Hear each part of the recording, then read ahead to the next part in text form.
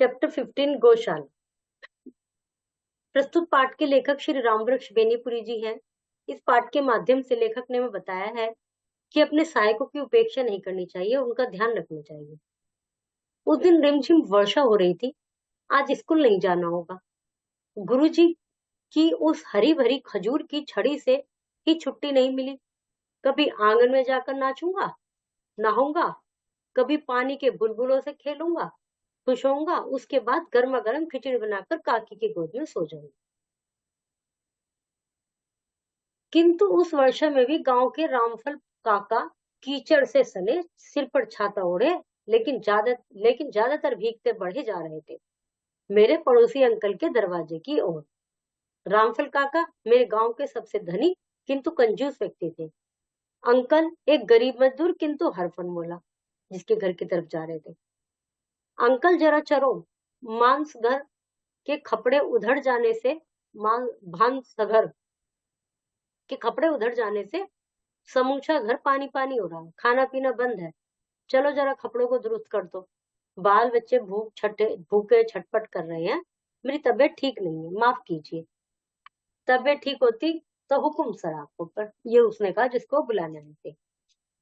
Uncle रामफल का काम प्राय ही करता था। वो जो जिनके घर आए थे वो हमेशा उसका काम कर देता था, किंतु उसे सबसे ज्यादा तो इस बात से चिढ़ थी कि कंजूसी के मारे अच्छे दिनों में तो ये घर दुरुस्त करवाते नहीं है कि ये पैसा खर्च होएगा, जब बिल्कुल ही सिर पर पड़ जाती है जब भगते हैं और इस आफत में जान लेने आए हैं। जैसे गरीब की देह देह नहीं और उसे सर्दी लग गई थी, वह रह रहकर खांसता था। यह बात हम सब पड़ोसी भी जानते थे। वो बेचारा जो काम वाम करता था उसकी सर्दी लग गई थी उसे, किंतु रामफल काका के साम दंड भेद के सामने उसे झुकना ही पड़ा। फटी काली कंबली ओढ़े अंकल को मैंने रामफल काका के पीछे पीछे जाते देखा। अंकल 5 हाथ का लंबा जवान, रंग वही भारत के आदिवासियों का, विदेशी आर्यों के रक्त मिश्रण का प्रभाव रंग पर न पड़कर आकार पर ही पड़ा था हट्टा खट्टा। जिस खेत की कोडनी में अंकल पहुंचा, उसके खरपात अंकल के नाम पर रोए। उसकी कुदाल क्या थी, परशुराम और बलराम के उठाल और हल्की खिचड़ी जैसे मही जोतने वाला हलवाहा कहाँ मिलेगा। घर बनाने में तो उस्ताद। गांव में जितने अच्छे मकान हैं, चाहे उनकी दीवारें बनाने में, छप्पर बनाने में, अंकल का कुशल हाथ जरूर है जो मिस्त्री जी साथ गए हैं। रामफल काका का वह शानदार बंगला अंकल की वास्तु विद्या के अपार ज्ञान का उत्कृष्ट नमूना था। मतलब अंकल के जो नॉलेज थी उसका एक एग्जाम्पल था वो रामफल का घर, रामफल काका का घर। अपने इन गुणों के चलते अंकल मजदूर होकर भी काफी खुशामंदी पाता था। लोग बाग उनसे कहते थे भाई, रिक्वेस्ट कर करके उन्हें स्पेशली एक स्पेशलाइजेशन उन्हें मिला हुआ था, तो सब उनको बुलाते थे और पैसे भी मिलते थे। उसके 2 बेटे और एक बेटी थी। बेटों का लालन पालन उसने खास से ज्यादा अच्छे ढंग से किया और बेटी को तो वह इस शान से रखता कि गांव की बबुया भी मन ही मन चिढ़ती, मतलब और लोग मन ही मन चिढ़ते। अंकल की उदारता की चर्चा होती। गांव में कभी साधु संत आते, उनकी सेवा अंकल जरूर करता। वह काम करने में राक्षस था। उसकी आमदनी साधारण मजदूरों से तो ज्यादा थी ही। एक गाय भी पाल रखी थी, 3 बकरियां भी, इनसे भी काफी पैसे आते थे। मतलब ठीक ठाक थे वो अंकल जी। मैं अब शहरी जीव हूँ, कभी कभी मन बहलाने के लिए गांव चला जाता हूँ। एक दिन अपने दरवाजे पर बैठा मैं एक विलायती मैगजीन पढ़ रहा था। एक छोटी सी रूप कथा थी।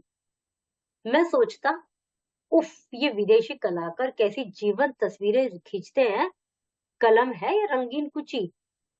फिर आवाज आई, सलाम बबुआ। आंखें ना उठी। मैं कुछ पढ़ने में गर्क था, बिजी था, मतलब कुछ गर्क होने का स्वांग भर रहा था।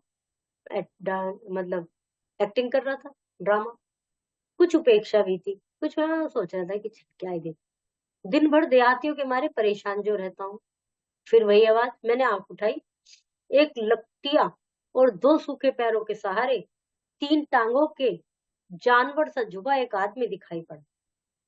3 पैरों का जानवर इसलिए कहा, 2 तो पैर है इंसान के, 2 होते हैं, और एक लकड़ी जिससे वो ऐसे सहारा डाल के चल रहे।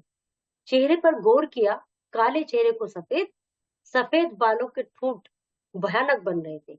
गर्दन लगातार हिल रही थी। मैं बबुआ अंकल, मैं चौंक पड़ा। क्या ये वही अंकल आज ऐसा हो गया?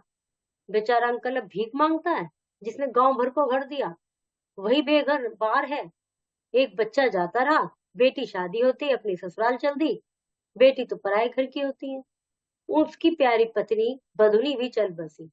कोई काम धाम उससे बन पड़ता नहीं। इतनी कमाई तो कभी हुई नहीं कि इतना संग्रह कर पाता कि इन बुरे दिनों में सुख चैन से काटता। अब जो रोज की मेहनत मजदूरी करने वाले हैं, उनके पास इतना बैंक बैलेंस तो होता नहीं है कि भाई जब शरीर नहीं चल रहा तो उससे ही खाया जाए। वो अपना सिवा भीख के दूसरा चारा क्या था? और भीख भी क्या सदा मिलती है? भूख प्यास का मारा अंकल हड्डी का ढांचा बन रहा था। बबुआ, मैं तुमसे भीख मांगने नहीं आया हूँ, एक नालिश कराने आया हूँ। बबुआ, तुम ही इंसाफ करो। तो नालिश मतलब भाई मेरी बात सुनो, सच झूठ का फैसला करो तो हो, नहीं तो रामफल बाबू के मुकाबले पर कौन जीत खोले। न रामफल बाबू वही जो ले गया था उस दिन उसको बारिश में उठा के कि चल मेरा घर सही कर क्या। अंकल ने कथा सुनाई, किस तरह जिंदगी की उठान के समय उसने पूरी शक्ति रामफल बाबू की मजदूरी में दी। किस तरह उनकी कितनी ही पड़ती जमीन को उसने हरा भरा बना डाला। किस तरह उसने उनके पशुओं की धन की वृद्धि की। किस तरह उसने ये मकान बनाए जिस पर पड़ोस के बड़े बड़े लोगों को ईर्ष्या होती है। लेकिन लेकिन और बात जाए झरनों में, अंकल के साथ आज एक महान अन्याय किया गया था। अन्याय। जाड़े के दिन न घर न कपड़ा, रामफल काका के दरवाजे पर एक बड़ा घूर लगता है। बेचारा अंकल दिन भर भीख मांगता है, रात में उनके पुगाल के टाल में घुसकर सो जाता है, और जब कभी जाड़ा लगता है तो उनके घूरे में आग तापता है। किंतु आज रामफल काका ने उसे वहां से निकाल दिया। क्यों? क्योंकि वह रात भर आग ताप कर आग खत्म कर देता। बाबू जिंदगी भर उनकी सेवा की, इस बुढ़ापे में खाना पीना कपड़ा लत्ता घर द्वार देने से रहे। क्या पूरे घर की आग से भी मुझे महरूम किया जाना चाहिए? घूरे की आग से। यह थी उसकी दलील। मैं क्या जवाब देता? मेरी आंखों में बचपन का बरसात वाला दृश्य नाच उठा। आंखों की बरसात ने शायद उत्तर देना चाहा। बचपन की बात याद आ गई, जब वो काम करते थे, सबकी हेल्प करते थे। शहर में गौशाला का उत्सव था। मैं उसमें शामिल होकर अपने गांव की ओर जा रहा था। मुझे खुशी हो रही थी। गौशाला के संबंध में मेरे गांव की भी चर्चा हुई। रामफल काका ने 2 गाड़ी पुआल गौशाला के लिए दिया, खाने का गांव गाय के लिए। गौशाला के मंत्री ने इसका उल्लेख किया, मतलब वहां पर बोला उन्होंने, मंत्री जी ने, भाई फलाने गांव के रामफल जी ने 2 गाड़ी पुआल दी है गौशाला के लिए। गौशाला, बूढ़ी अपाहिज गौ बैलों की रक्षा के लिए कितना सुंदर प्रबंध। चाहिए भी।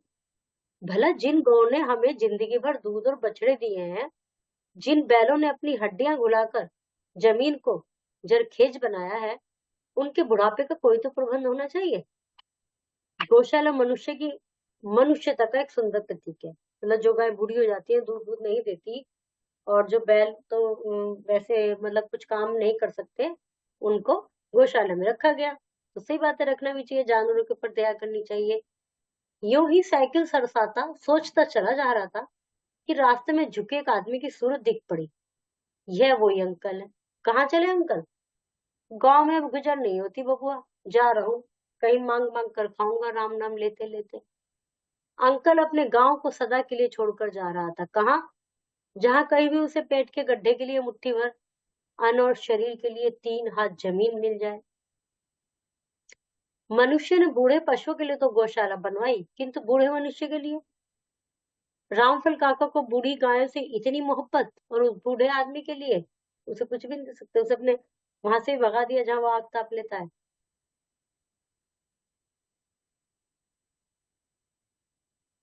पट्टी काली कंबली ओढ़े रामफल काका के पीछे कौन जा रहा था? वो जा रहे थे अंकल। गांव के सबसे धनी किंतु कंजूस व्यक्ति कौन थे? रामफल। अंकल कौन था? एक गरीब मजदूर, 2 बेटे 1 बेटी। अंकल स्वभाव से कैसा था? उदार। शहर में किसका उत्सव था? गौशाला का। उर्दू शब्दों की हिंदी लिखिए। भाववाचक संज्ञा बनाइए, विपरीत अर्थ लिखिए।